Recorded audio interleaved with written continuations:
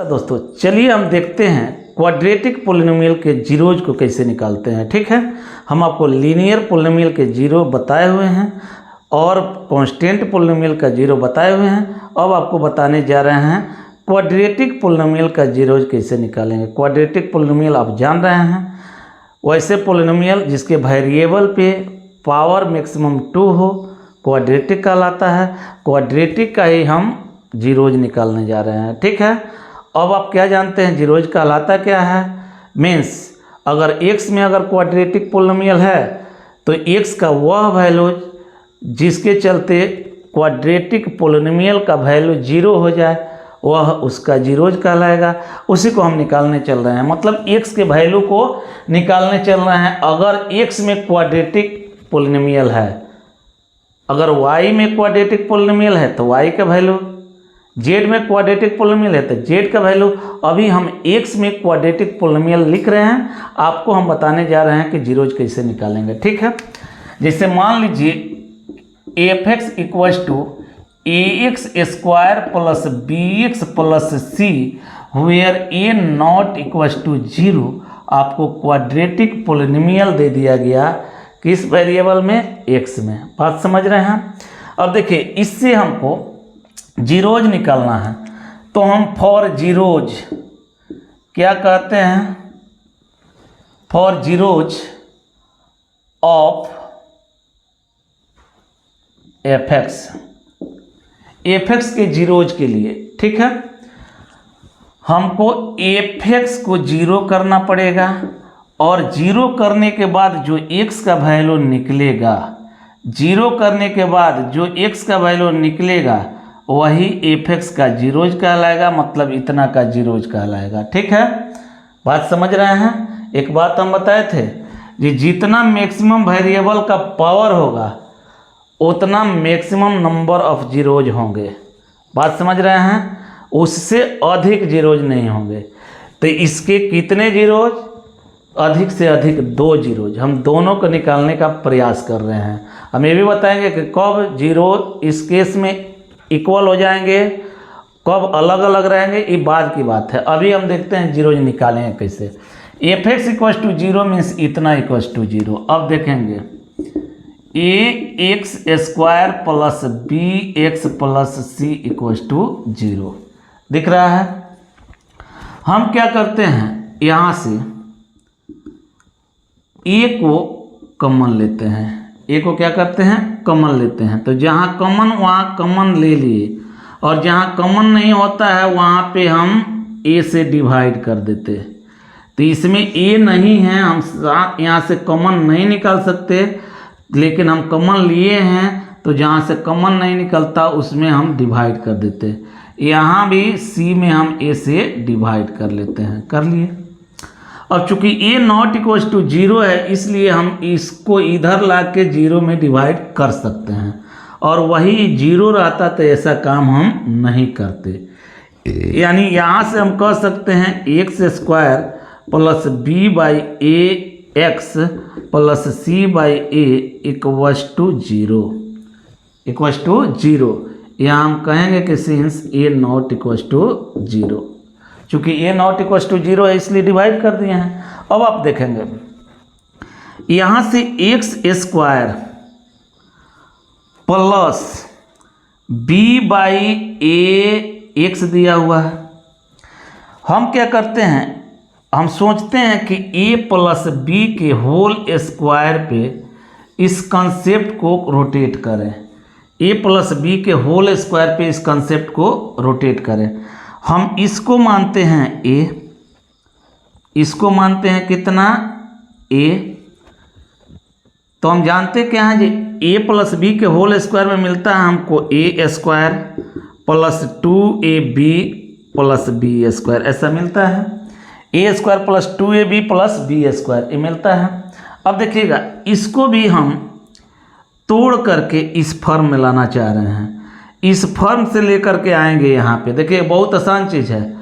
देखिए अगर ये 2 का फैक्टर आता ना, 2 का फैक्टर, तो 2 हम अलग कर लेते, लेकिन 2 इसमें फैक्टर नहीं दिख रहा है इसलिए 2 से हम मल्टीप्लाई करेंगे और 2 से इसमें डिवाइड कर लेंगे। ठीक है, यहाँ हो गया x। अब देखेंगे ए स्क्वायर प्लस 2a, ये 2 और ये a और b के जगह पर इतना हो गया।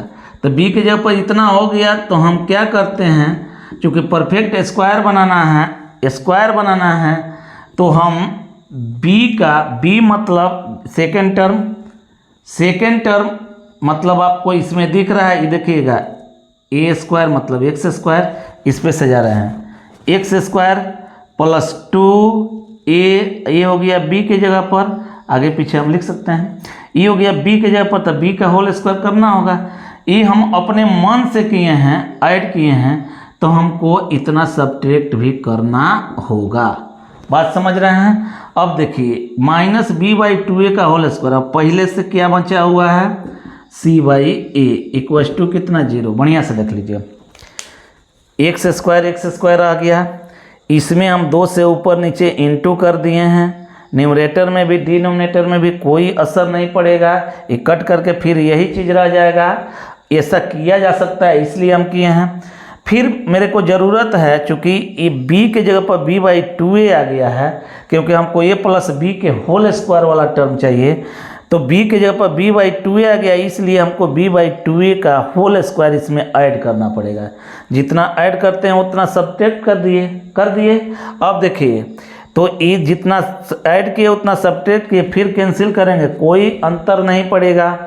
बात समझ रहे हैं। लेकिन अब हम कैंसिल नहीं करेंगे, अब हम फार्मूला के तरफ इसको रोटेट करेंगे, और पहले से c/a है, c/a रह गया। अब यहाँ से यहाँ तक आप लिखोगे तो मिलेगा क्या, मिलेगा x प्लस b/2a का होल स्क्वायर, ऐसा मिलेगा x प्लस b/2a का होल स्क्वायर।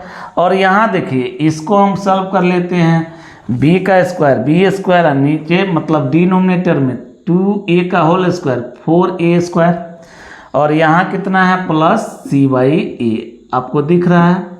अब देखिएगा यहाँ से x प्लस b/2a का होल स्क्वायर, ठीक है, इसको हम उधर ले चलते हैं, तो उधर ले चलते हैं मतलब क्या, बराबर से उस साइड में, तो माइनस से प्लस हो गया, और इसको भी लेकर के चलने हैं तो c/a माइनस में हो गया, ठीक है।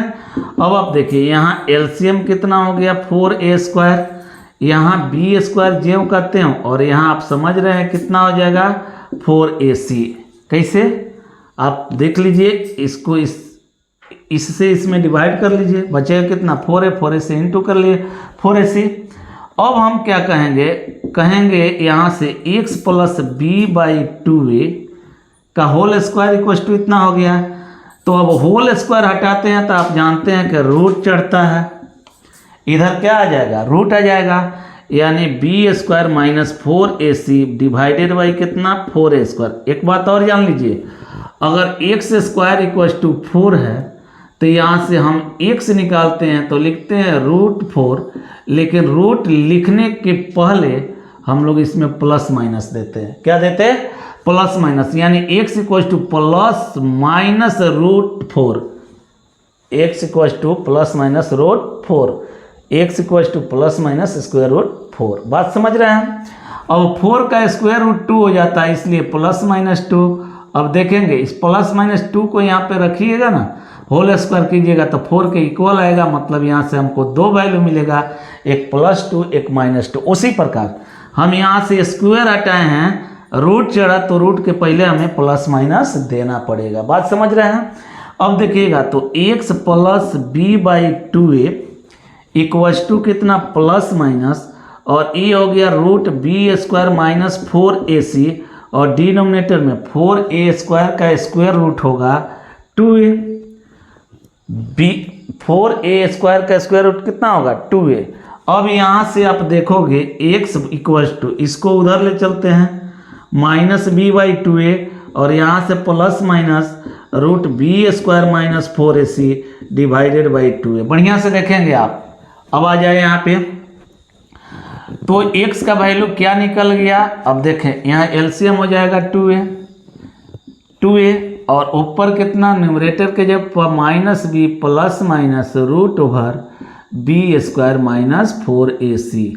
आप देख रहे हैं अब x का वैल्यू इतना निकला तो x यहाँ दो तरह के वैल्यू दे रहा है, एक -b plus root over B square minus 4ac by 2a, means for positive sign हमको ये मिलेगा और for negative sign x equal to कितना मिलेगा, -b minus root over B square minus 4ac divided by 2a। यानी x का दो value आपको दिख रहा है, एक दिख रहा है -b plus root over B square minus 4ac by 2a और एक दिख रहा है -b minus root B square minus 4ac by 2a। दो तरह के वैल्यू दिख रहा है और ये दोनों वैल्यू a और a इस क्वाड्रेटिक पोलिनोमियल का जीरोज कहलाएंगे। क्या कहलाएंगे?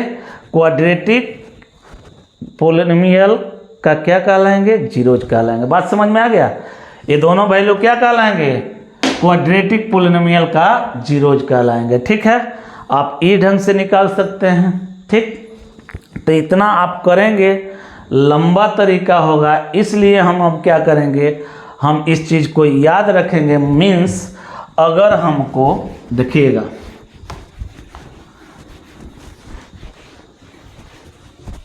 अगर हमको कहें ax square plus bx plus c अगर क्वाड्रेटिक पोलिनोमियल दिया गया है, मीन्स fx इक्वल्स टू इतना दिया गया है, तो इसके जीरोज को निकालना होगा। तो आप x इक्वल्स टू डायरेक्ट लिखेंगे -b plus root over B square minus 4ac divided by 2a और x इक्वल टू ही हम लिखेंगे -b minus root over B square minus 4ac divided by 2a। एक a वाला लिखेंगे और एक a वाला, फार्मूला याद रखेंगे, फटाक से आप काम कर लेंगे। बात समझ रहे हैं? तो इस ढंग से हम काम करेंगे। एक और तरीका आपको हम बताएंगे, जी फैक्टर करके कैसे हम लोग जीरोज निकाल लेंगे, फैक्टर करके कैसे हम लोग जीरोज निकाल लेंगे। ठीक है, तो नेक्स्ट वीडियो में हम फैक्टर के माध्यम से देखेंगे कि जीरोज कैसे निकाल लेंगे। फिर हम प्रयास करते हैं कि आपको बहुत जल्द एक वीडियो दे। मिलते हैं फिर वीडियो में, फिर अगले वीडियो में, और उसमें आपको सिखाएंगे कि क्वाड्रेटिक पोलिनोमियल का जीरोज हम फैक्टर के माध्यम से कैसे निकाल लेते हैं। मिलते हैं अगले वीडियो में। That's all.